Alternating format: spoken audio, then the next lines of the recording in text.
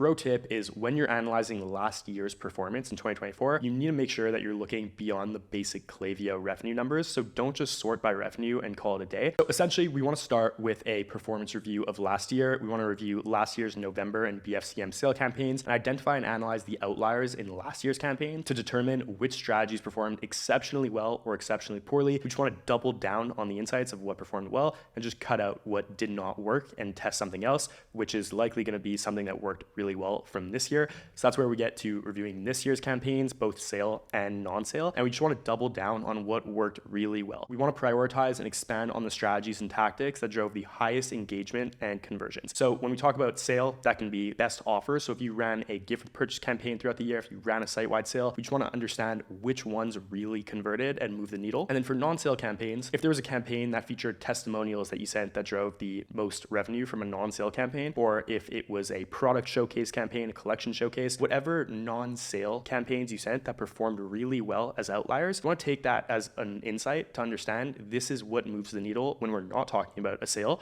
So if we pair this with a sale, we're going to be able to really drive outsized revenue. A pro tip is when you're analyzing last year's performance in 2024, you need to make sure that you're looking beyond the basic Klaviyo revenue numbers. So don't just sort by revenue and call it a day. You also want to be paying attention to metrics like your conversion rates on each campaign, your average order values from those campaigns, and you want to look at your other channels as well to inform what offers or copy or angles work best. So if you ran a specific ad that performed extremely well and you haven't used that in email at this point, look at like why that ad performed super well. Was it because it was like some UGC that was used? Was it because it was a certain angle in the way that it was talking about your product benefits? Use those insights to inform your copy for BFCM.